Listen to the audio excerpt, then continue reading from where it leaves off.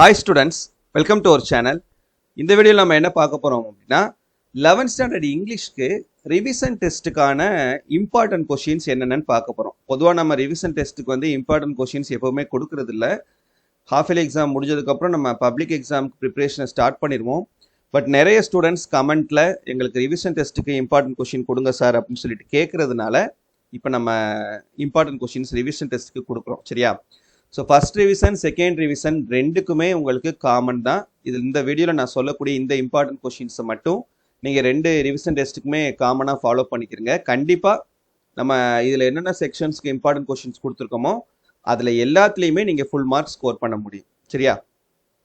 Okay, இப்போ poem appreciation உங்களுக்கு part 2ல் செக்ஷன் 1ல் பார்த்தீங்கன்னா கொஷின் நம்பர் 21 இருந்து 26 வரைக்கும் மொத்தம் வந்து நமக்கு இதில் 6 கொஷின்ஸ் கேட்பாங்க. 6 போயம் இருக்குதா? ஸோ 6 போயம்ல இருந்தும் ஒரு செட் ஆஃப் அப்ரிசியேஷன் கொஷின்ஸ் நமக்கு கேட்பாங்க. அப்போ ஆட்டோமேட்டிக்காக 6 செட் ஆச்சு. இந்த 6 செட்டில் எனி 4 நம்மளை சூஸ் பண்ணி எழுத சொல்லுவாங்க. ஸோ இப்போ நாம் இந்த வீடியோவில் பார்க்கக்கூடிய இந்த இம்பார்ட்டன்ட் கொஷின்ஸ் மட்டும் நீங்கள் படிச்சிங்கனாலே போதும்.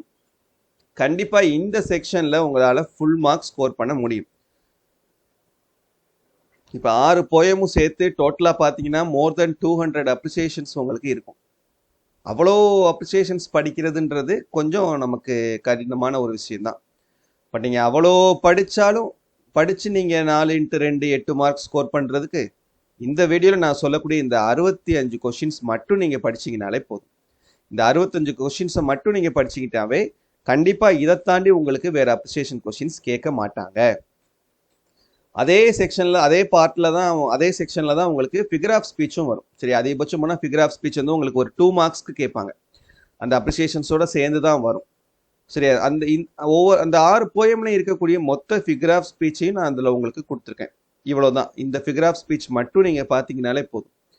சம்டைம்ஸ் உங்களுக்கு அலிட்ரேஷன் வேர்ட்ஸ் வந்து கேட்கறதுக்கான வாய்ப்புகள் இருக்குது. ஸோ அலிட்ரேஷன் வேர்ட்ஸ் நீங்கள் ஈஸியாக எழுதிடுவீங்க, அதை பற்றி பிரச்சனை இல்லை. ஸோ ஃபிகர் ஆஃப் ஸ்பீச் மட்டும் பார்த்துக்கோங்க. இந்த ஃபிகர் ஆஃப் ஸ்பீச்சினுடைய ஷார்ட்கட் வீடியோ நம்ம சேனலில் போட்டிருக்கோம்.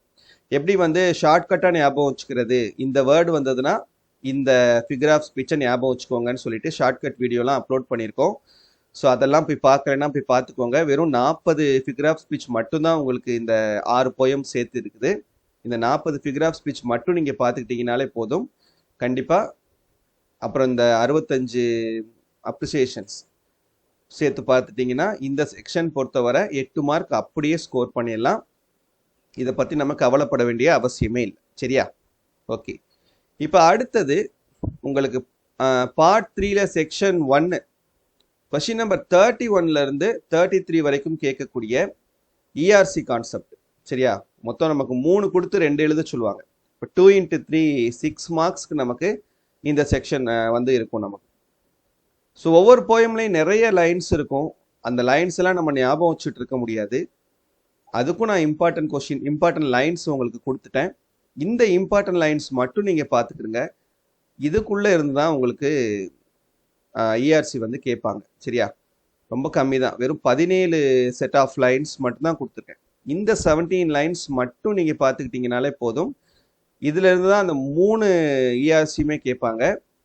ஸோ அப்போ ஆட்டோமேட்டிக்காக எனி 2x3 6 மார்க்ஸ் என்ன பண்ணிடலாம், இந்த செக்ஷன் பொறுத்த வரைக்கும் போயம் இஆர்சி செக்ஷன் பொறுத்த வரைக்கும் நம்ம அட்டன் பண்ணிடலாம்.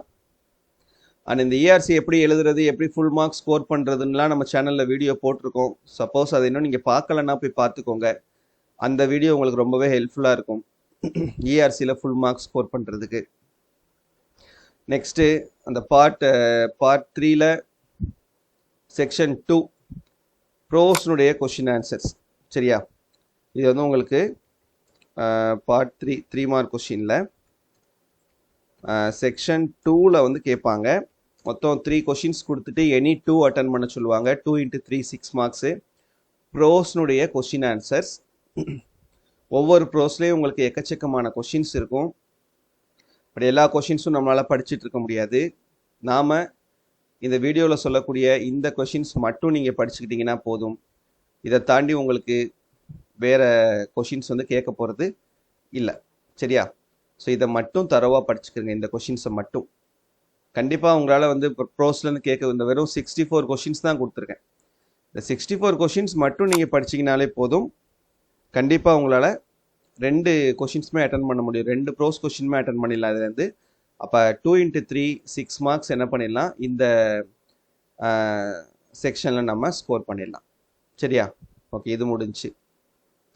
அதுக்கப்புறம் அதே பார்ட்டில் 3 மார்க் கொஷினில் செக்ஷன் 3. இந்த செக்ஷன் 3ல பார்த்தீங்கன்னா உங்களுக்கு ஜென்ரல் கான்செப்ட் எல்லாமே ஸ்கில் பேஸ்டு கான்செப்ட்ஸ். டோட்டலாக நமக்கு இதில் ஒரு 10 கான்செப்ட்ஸ் கொடுத்துருக்கேன். இந்த 10 கான்செப்ட்ஸ் நீங்கள் தரவாக படித்தாலே போதும். இதில் இருந்து உங்களுக்கு எனி 4 கேட்டுருவாங்க. 4 கான்செப்ட் கேட்டுட்டு அதுலேருந்து எனி 3 வந்து உங்களை அட்டன் பண்ண சொல்லுவாங்க.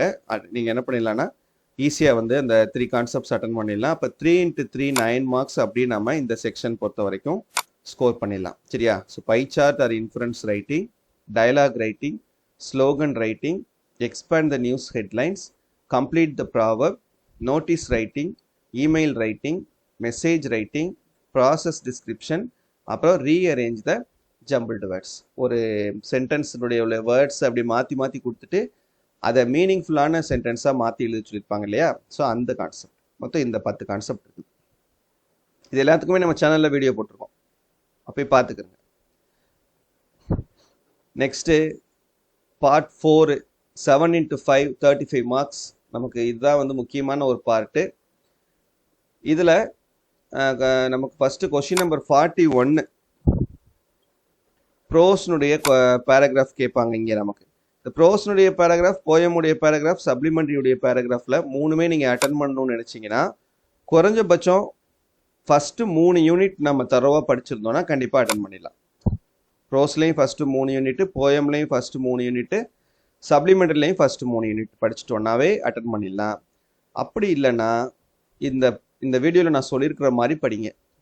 ப்ரோஸில் first prose, second prose, 4th prose, போயமில் ஃபஸ்ட்டு 3 போயம், சப்ளிமெண்ட்ரியில் second supplementary, third supplementary, 4th supplementary.